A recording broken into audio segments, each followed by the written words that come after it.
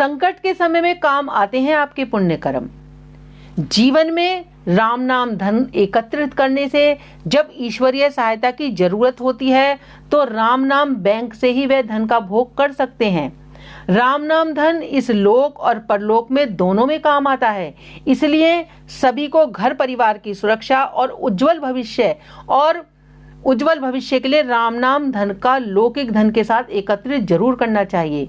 हम वैसा धन तो इकट्ठा करते ही हैं, लेकिन राम नाम धन भी हमें राम नाम का जाप जरूर करना चाहिए। फिर कोई भी निस्वार्थ पुण्य कार्य करना चाहिए। प्रभु चोट से, दुर्घटना आदि से हमारी रक्षा करते हैं। हर व्यक्ति को अपनी कमाई का कुछ न कुछ भाग धार्मिक कार्यों में जरूर लगाना चाहिए। मानव सेवा, सार्वजनिक कार्यों में अथवा गरीबों याचकों की सहायता के रूप में अवश्य ही खर्च करना चाहिए। कहते हैं कि मानव के आड़े वक्त में, बुरे समय में उसका यह किया हुआ दान पुण्य ही काम आता है। कभी कभी दुर्घटना से भी आदमी बच जाता है तो घर की गृहिणियां कहती हैं कि न जाने कौन सा पुण्य कर्म सामने आ गया जो दुर्घटना से बच गए। ऐसा भी देखा गया है कि कभी कभी व्यक्ति को अचानक से ऐसी उपलब्धि हासिल हो जाती है कि जिसके बारे में ना तो उसने कभी सोचा होता है और ना ही वह उसके काबिल होता है। इससे भी ज्यादा योग व्यक्ति उस उपलब्धि अथवा पुरस्कार से वंचित रह जाते हैं। इसके पीछे व्यक्ति के द्वारा पूर्व में किए गए पुण्य बल की शक्ति मानी जाती है, जो व्यक्ति को निरंतर संकटों से बचाए रखती है, सफलता दिलाती है। पुण्य बल कई प्रकार से अर्जित किए जाते हैं। सबसे सरल एवं व्यय शून्य माध्यम जो है वो लाल कलम से राम नाम अंकित करना है। किसी पेपर पर राम राम लाल कलम से लिखें। इसमें एक नगर में एक धनी सेठ और अहंकारी सेठ रहता था। एक कथा मैं आपको सुनाती हूँ। वह दान पुण्य समय समय पर करता रहता था, पर दान पुण्य का वो दिखावा भी बहुत करता था। वह सभी से बताया करता था कि मैंने ये काम किया, मैंने वहां पर दान दिया, मैंने ये पुण्य किया। एक दिन सेठ ने तुला दान का विचार किया।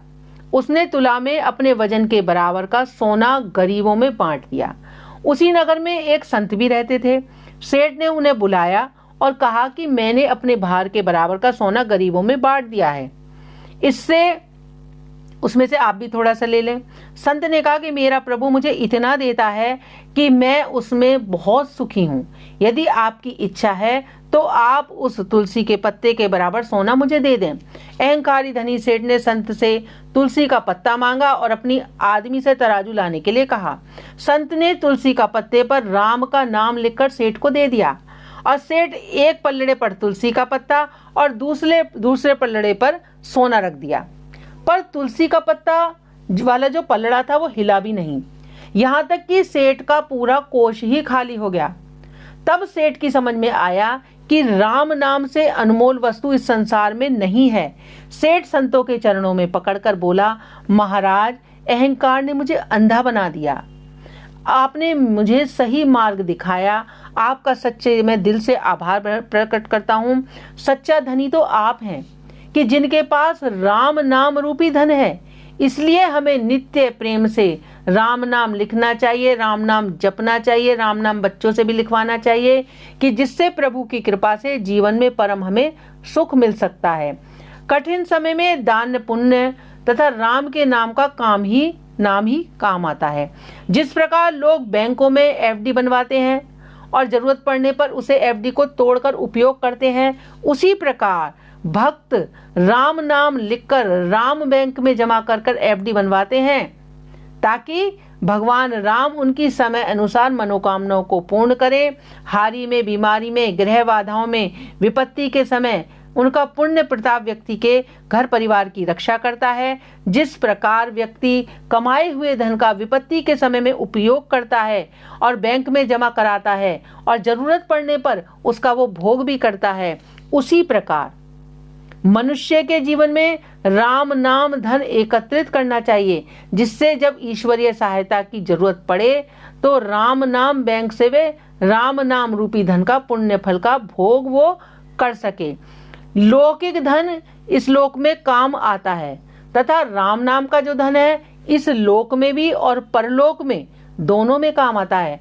अतः सभी को घर परिवार की सुरक्षा और उज्जवल भविष्य के लिए लौकिक धन के साथ राम नाम धन एकत्रित करना चाहिए, या फिर कोई भी निस्वार्थपूर्ण कार्य हमें अवश्य जरूर करना चाहिए। भगवान राम का नाम स्वयं लिखें, दूसरों को लिखवाएं, उसको लिखने के लिए प्रेरित करें, राम नाम जपवाएं। ऐसा करने से प्रभु दुर्घटना आदि से आपकी रक्षा करते हैं। संकट में क्या कोई होता है, ये सच्चे राम भक्त ही जानते हैं। जब कोई नहीं आता, भगवान राम आते हैं। राम से बड़ा राम का नाम।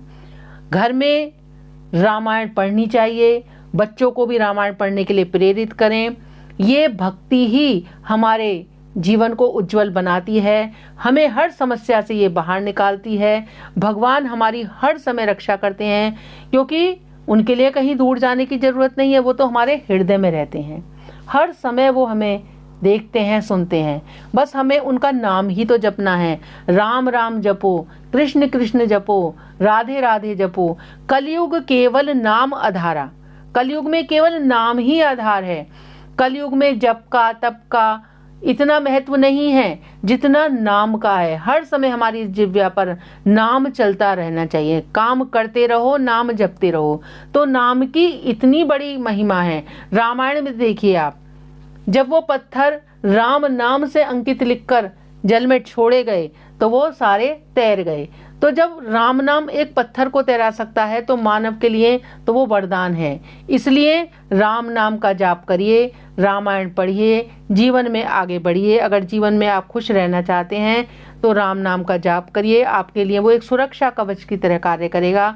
ऐसी ही अच्छी जानकारी के लिए हम मिलेंगे। अगर आपने मेरे चैनल को अभी तक सब्सक्राइब नहीं किया है तो कर लीजिए, लाइक और कमेंट में राम जरूर लिखिए।